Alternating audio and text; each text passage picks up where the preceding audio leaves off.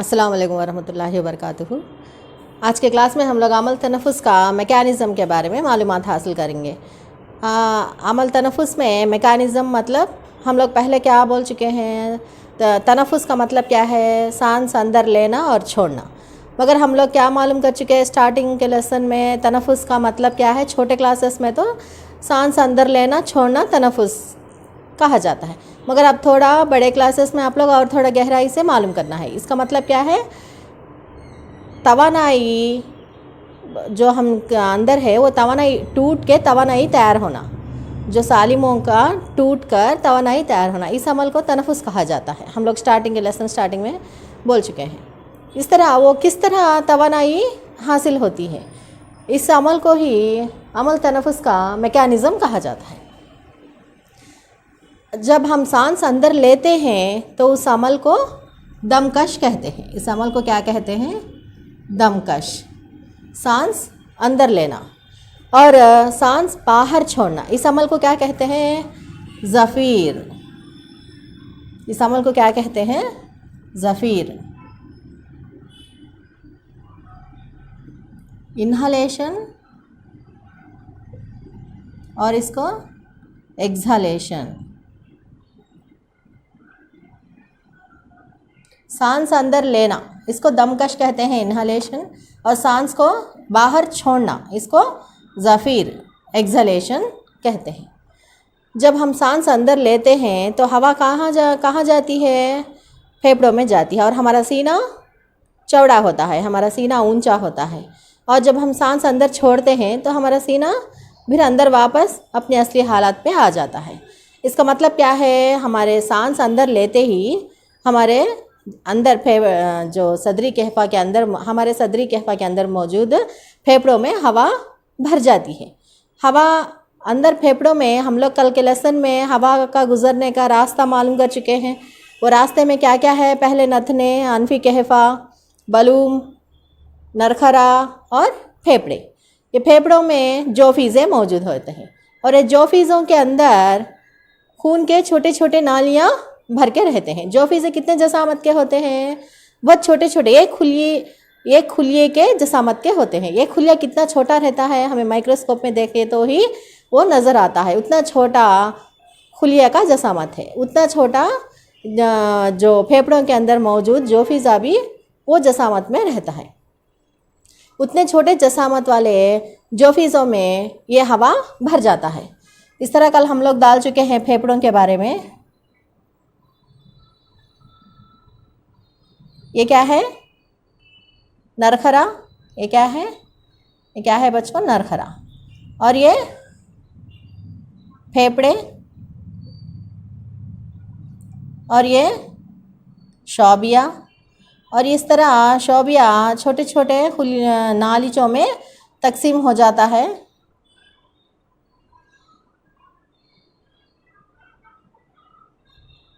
इस तरह कई छोटे छोटे शाखों में तकसीम हो जाता है, और इसके अंदर मौजूद छोटे छोटे खानों को क्या कहते हैं, जोफीज़े। इन खानों को क्या कहते हैं, जोफीज़े। ऐसा इस तरह पूरा फेफड़े में जोफीज़े भर के रहते हैं। हर एक जोफीज़ों में शौबी खुलिया और खून की नलियाँ हर एक जोफीज़े में दाखिल होके रहते हैं। जब हम हवा अंदर आता है नाक से, नथनों में से और ये हवाई नाली में से, तो हर एक जोफीज़ों में हवा भर जाता है। तब क्या होता है, फेफड़ों का जसामत बढ़ता है, इस तरह फूलता है। फेफड़ा इस तरह रहता है तो वो इस तरह फूलता है, साइज़ थोड़ा जसामत बढ़ता है। और ये फेफड़े कहाँ पर मुश्तमिल रहते हैं, इस तरह यहाँ पर डायफ्राम मौजूद होता है। डायफ्राम, हम लोग हस्बी निज़ाम में भी डायफ्राम के बारे में मालूमात हासिल कर चुके हैं। यहाँ से इस तरह खाने की नली आती है और यहाँ पेट इस तरह मादा मौजूद रहता है डायफ्राम के नीचे। ये डायफ्राम एक प्लेट के शक्ल में मौजूद रहता है। ये ऊपर का सदरी कहफ़ा को और ये नीचे वाले हिस्से को अलग करता है, और ये फेफड़े डायफ्राम पर मुश्तमिल रहते हैं। और ये फेफड़े, इसके पीछे रीढ़ की हड्डी मौजूद होती है। ये हवाई नाली के पीछे रीढ़ की हड्डी मौजूद होती है, और रीढ़ की हड्डी से इस तरह फसलियाँ घेरे होकर रहते हैं। फसलियाँ।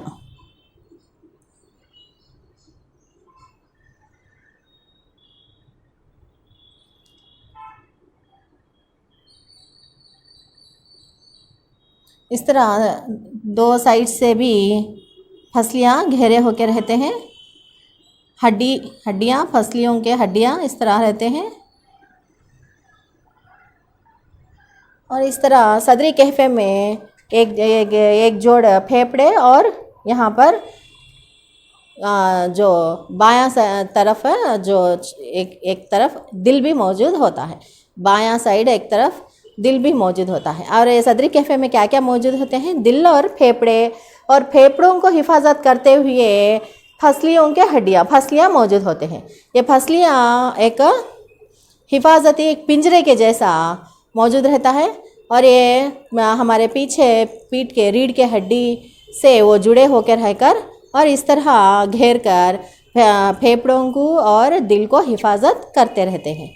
ये फेफड़े फसलियों के अंदर हिफाजत से रहकर अपनी जब हवा अंदर आती है तो जसामत बढ़ती है। जब जसामत बढ़ती है तो इसके ऊपर भी इफ़ेक्ट पड़ता है। इसके ऊपर इफ़ेक्ट पड़ने के बाद ये डायफ्राम जो है, ये डायफ्राम भी थोड़ा नीचे सरकता है और फसलियाँ भी थोड़ा इस तरह होते हैं। आप लोग अगर हाथ इस तरह रख के फसलियों के ऊपर सांस अंदर लेना छोड़ना, वो आप लोग एक बार गौर करेंगे तो आपको पता चलता है कि फसलियाँ और डायफ्राम ये दो भी हरकत में आते हैं। जब सांस हमारा अंदर जाता है तो फसलियाँ और डायफ्राम दो भी हरकत करते हैं। और एक बात क्या है बोले तो आपके टेक्स्ट बुक में नहीं दिया है, मगर जब हम सांस अंदर लेना छोड़ना ये अमल वाक़या होता है तो औरतों में फसलियाँ ज़्यादा रोल निभाती हैं और मर्दों में डायफ्राम ज़्यादा रोल निभाता है। मतलब उसके ऊपर ज़्यादा इफ़ेक्ट पड़ता है, औरतों में फसलियों के ऊपर और मर्दों में डायफ्राम के ऊपर।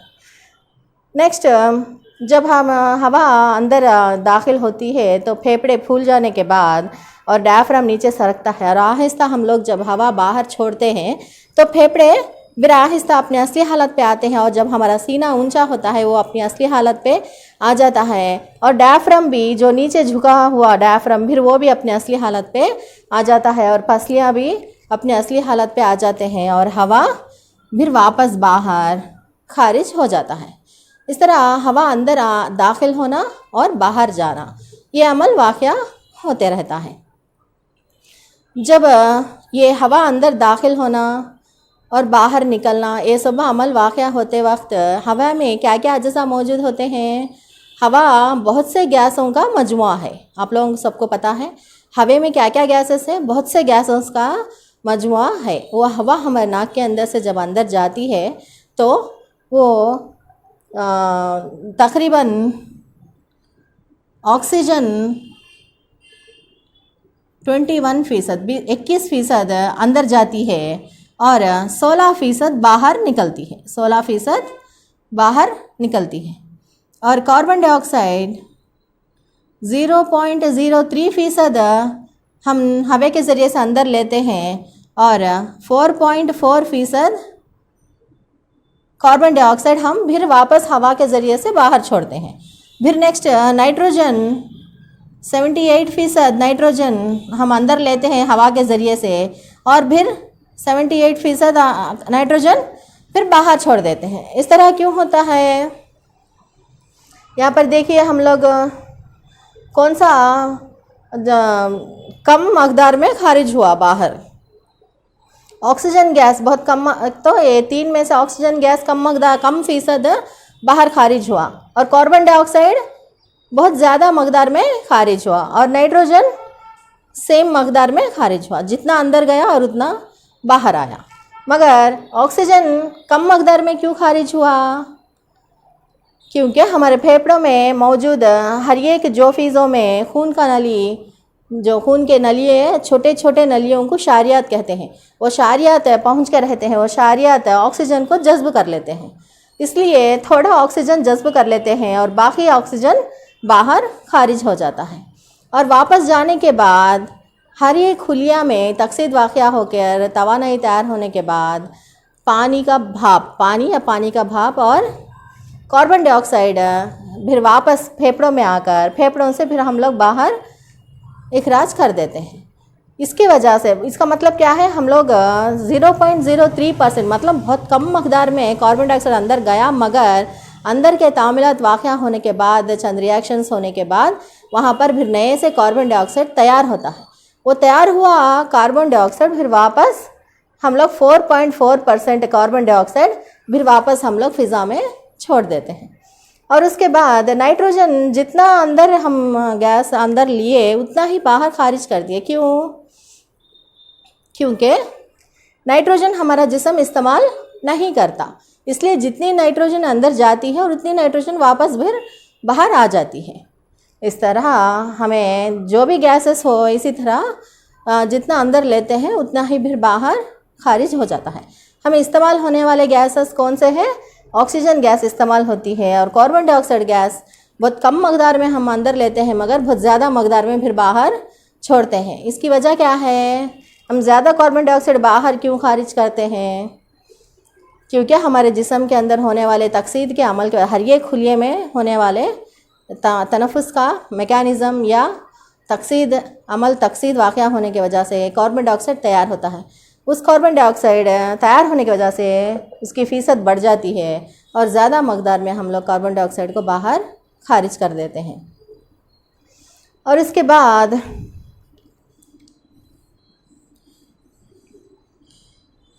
ये जोफिज़ों तक गैसों का तबादला किस तरह वाक़या होता है। और इससे पहले हम लोग जब हवा अंदर लेते हैं तो उसके अंदर फेफड़ों में थोड़ी दबाव भी मौजूद रहती है। फेफड़ों के अंदर थोड़ी दबाव मौजूद होती है। ये दबाव जब हम लोग सुकून के हालत में रहते हैं तो दबाव भी कम मकदार में, दबाव भी कम रहती है। जब हम ज़्यादा तेज़ी से दौड़ते हैं या बहुत ज़्यादा मेहनत वाले काम करते हैं या एक्सरसाइज करते हैं, इस तरह के हालात में हम क्या करते हैं? बहुत ज़्यादा सांस लेते हैं, तो दबाव भी फेफड़ों में बढ़ जाती है। इसी तरह ऑक्सीजन का मकदार भी इस्तेमाल में बहुत ज़्यादा आ जाता है, क्योंकि हम ज़्यादा सांस लेते हैं और ज़्यादा ऑक्सीजन अंदर जाती है। तो हमारे जिस्म में जो भी अफ़ाल, हमारे अज़लात जो भी काम अंजाम देना है, उसके लिए ऑक्सीजन की बहुत ज़रूरत होती है। हर एक खुलिये में, अज़लात के हर एक खुलिये में ऑक्सीजन की ज़रूरत होती है जो भी अफ़ाल अंजाम पूरे होने के लिए। इसलिए जब हम सांस लेते हैं तो ऑक्सीजन उसके साथ पहुंचकर खुलियों में पहुंचता है। जब वो हम तवानाई हासिल हुई तो जब वो जिस्म के तमाम आज़ा के अफ़ाल अंजाम दे सकते हैं।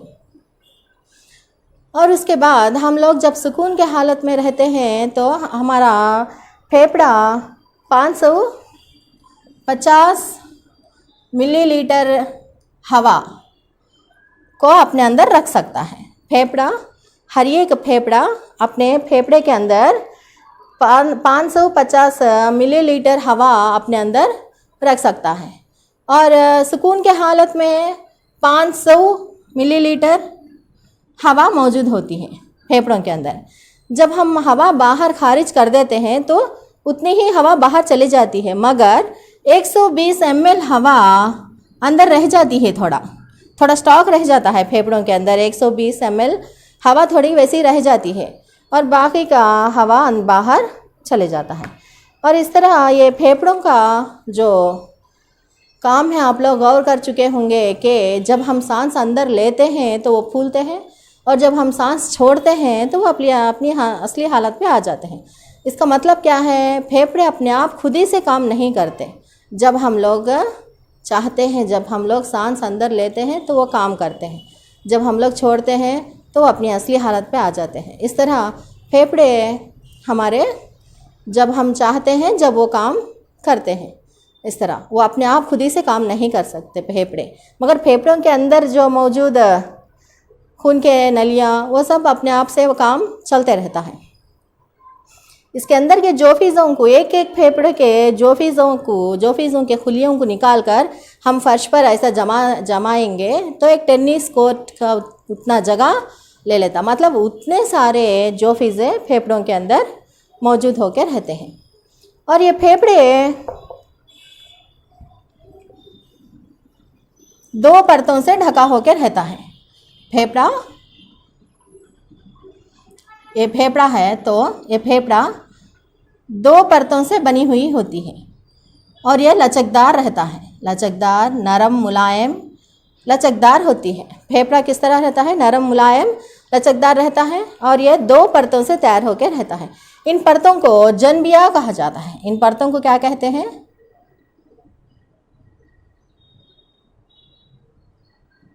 जनबिया। जनबिया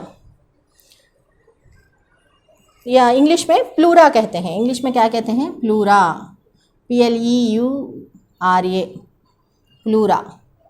और ये दो परतों के दरमियान सियाल मौजूद रहता है। वो सियाल फेफड़ों को मैकेनिकी हर्जों से हिफाजत करता है। मतलब कुछ शॉक या धक्का लगना या गिरना, इस तरह के जब काम अंजाम हुए तो ये फेफड़ों को कुछ भी धक्का नहीं लगता। इस तरह ये सियाल फेफड़ों को हिफाजत करते रहते हैं और ये फसलियाँ भी हिफाजत करते रहते हैं। और फसलियों से पार कर कर कुछ धक्का लगा तो ये सियाल भी उसका हिफाजत करते रहते हैं। जिस तरह मैं एक एग्जांपल बोलती हूँ आप लोगों का। अगर एक दूध का पैकेट है, मिल्क पैकेट लेकर आप लोग ऊपर से इस तरह मारेंगे तो नीचे तरफ उसको कुछ भी एहसास नहीं होता, उसको कुछ भी मार नहीं लगता। क्यों? दरमियान में दूध मौजूद है। इसी तरह ये दो परतों के दरमियान सियाल मौजूद होने की वजह से फेफड़ों को कुछ भी नहीं होता। वो मैकेनिकी सपोर्ट उसको देता है। और उसके बाद इसके अंदर मौजूद बहुत सारे जोफीज़ हैं। ये खुलिए के जसामत के होते हैं और ये जोफीज़ों में खून के नलियाँ और शोबी खुलियाँ, इसको शोबी खुलियाँ कहते हैं। ये शोबी खुलियाँ मौजूद होते हैं इस तरह। और उसके बाद ये बायां है और ये दायां। हम लोग इस तरह खड़े तो क्या है? ये दायां और ये बायां। ये बायां साइड का फेफड़ा जसामत में थोड़ा छोटा होता है। जसामत में बायां साइड का फेफड़ा थोड़ा जसामत में छोटा क्यों होता है? क्योंकि यहाँ पर दिल मौजूद होता है। यहाँ पर दिल मौजूद होता है। वो दिल के वजह से ये जसामत में थोड़ा छोटा है साइज़ फेफड़े का। दो फेफड़े मौजूद है मगर दो भी एक ही जसामत के नहीं होते। बायां फेफड़ा जसामत में थोड़ा छोटा होता है। बायां फेफड़ा जसामत में थोड़ा छोटा होता है। इसका वजह क्या है? यहाँ पर दिल मौजूद होने के वजह से ये फेफड़ा थोड़ा छोटे साइज़ का रहता है, क्योंकि उसको भी थोड़ा प्लेस चाहिए, दिल को भी, इसलिए। और इसके बाद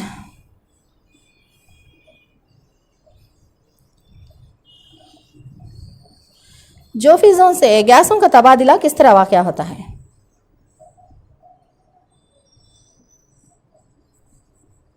जोफीज़ों का गैसों का तबादला।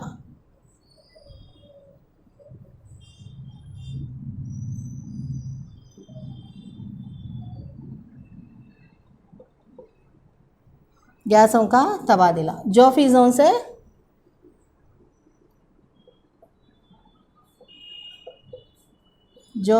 से खून के नालियों तक।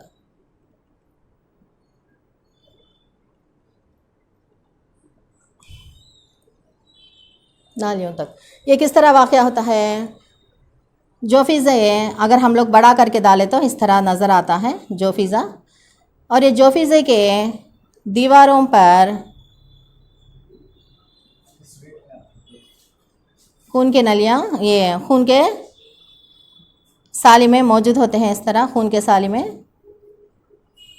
और जब हम सांस अंदर लेते हैं तो फेफड़ों में हवा आती है और हर एक जोफीज़े के अंदर दाखिल होती है। ये जोफीज़ों को हमने बड़ा कर डाले हैं, इसको जोफीज़ा कहते हैं। ये जोफीज़ा में अंदर क्या आता है? ऑक्सीजन गैस आता है। और ये खून के नलियाँ, ये इसके अंदर दीवारों में मौजूद खून के नलियाँ क्या करते हैं? ऑक्सीजन को जज्ब करते हैं और इसमें मौजूद कार्बन डाइऑक्साइड को जोफीज़ों में छोड़ देते हैं। इसमें मौजूद खून के नलियों में मौजूद कार्बन डाइऑक्साइड को जोफीज़ों में छोड़ देते हैं और जोफीज़ों में मौजूद ऑक्सीजन को खून जज्ब कर लेता है। इस तरह जोफीज़ों में गैसों का तबादला वाक़या होता है। जब हम सांस अंदर लेते हैं तो खून के नलियाँ क्या करते हैं? फेफड़ों के जोफीज़ों में खून के नलियाँ पहुँच के रहते हैं, वो ऑक्सीजन को जज्ब करते हैं, जज्ब करके हमारे जिस्म के तमाम खुलियों तक ऑक्सीजन को पहुँचा देते हैं। और ऑक्सीजन को पहुँचाने के बाद हर एक खुलिये में से फिर कार्बन डाइऑक्साइड वापस लेकर फिर फेफड़ों में लाकर कार्बन डाइऑक्साइड को छोड़ देते हैं। जब कार्बन डाइऑक्साइड को छोड़ देते हैं तब फिर वापस ऑक्सीजन को लेकर फिर जिस्म के तमाम हिस्सों को खून को फराहम कर देते हैं। फिर वहाँ से कार्बन डाइऑक्साइड को लेकर फिर जोफीज़ों में लाकर छोड़ देते हैं। और जोफीज़ों में से हर एक जोफीज़ों में से क्या होता है, शौबिया में से हवाई नाली या नरखरा है, नरखरा से फिर वापस अनफी कहफ़ा और नथनों से हवा कार्बन डाइऑक्साइड बाहर खारिज कर दी जाती है। ये तनफुसी मैकेनिज़्म, उसमें जोफीज़ों में गैसों का तबादला इस तरह वाक़या होता है। और इसके बाद गैसों का तबादला अज़लात में किस तरह वाक़या होता है नेक्स्ट क्लास में मालूम करेंगे इंशाअल्लाह। तब तक के लिए अस्सलाम वालेकुम वरहमतुल्लाहि वबरकातुहू।